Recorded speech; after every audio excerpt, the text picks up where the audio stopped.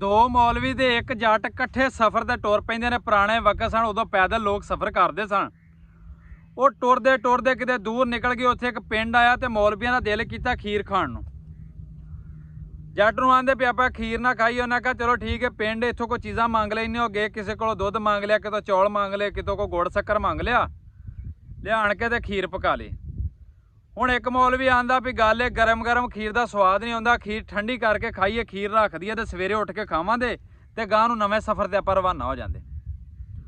उन्हां दा फैसला हो गया भी ठीक है।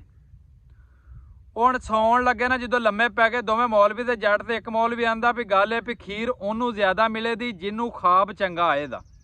जट आंदा वो किस तरह? उन्हें कहा भी रात आपां सौना, सुत्तियां खाब आउंदे ने, सारे अपने खाब सुनाने सवेरे उठ के। जिन्हों सब तो सोहना खाब आए दा खीर बहुती खाए दा, इस तरह नंबरवार खीर मिले दी। जट आंदा ठीक है। मौलवी सौ गए।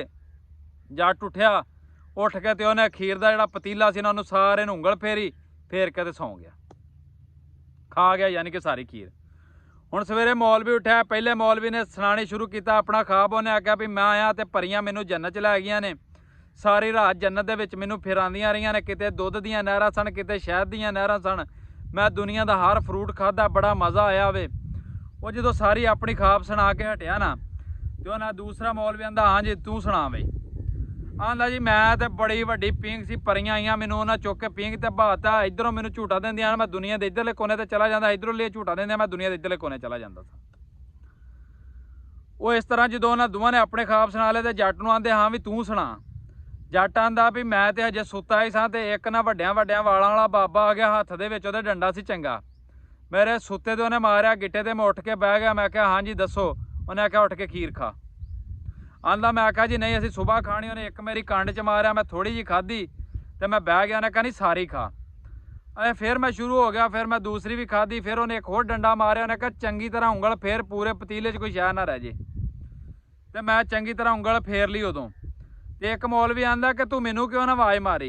आंदा मौलवी साहब मैं बड़ा लभ्या सी, तुसीं इत्थे ही कोई नहीं सी, तुसीं तो उधर जन्नत च फिरन गए सी। दूसरा मौलवी आंदा तू मैनू आवाज़ मार लैंदा। आंदा मौलवी साहब दसो मैं बड़ियां आवाज़ां मारदा, जो तुहाडी इत्थों पींग लंघदी, तुहाडी पींग ही बड़ी उच्ची सी, तुहां मेरी गल ही नहीं सुनी। गल इस तरह ही है भी जिहदा हत्थ पै जांदा ना, वो सब कुछ ही खा जांदा, डंडे वाला भी उहदे नाल है। ते जिहड़ा दूसरा बेचारा गल सुनाउण वाला ना, ਉਹਦੀ ਗੱਲ ਤੇ ਕੋਈ ਬੰਦਾ ਯਕੀਨ ਨਹੀਂ ਕਰਦਾ, ਭਾਵੇਂ ਉਹ ਕੋਈ ਸੱਚੀ ਸੁਣਾਵੇ ਤੇ ਭਾਵੇਂ ਝੂਠੀ ਸੁਣਾਵੇ। ਤੇ ਜਿਹੜਾ ਖਾ ਗਿਆ ਉਹਨੂੰ ਕੋਈ ਪੁੱਛਦਾ ਹੀ ਕੋਈ ਨਹੀਂ ਪਿਆ। ਇਸ ਮੁਲਕ ਦੇ ਵਿੱਚ ਪਤਾ ਨਹੀਂ ਕੀ ਰੌਲਾ ਬਣ ਗਿਆ ਸਾਡੇ ਨਾਲ ਯਾਰ।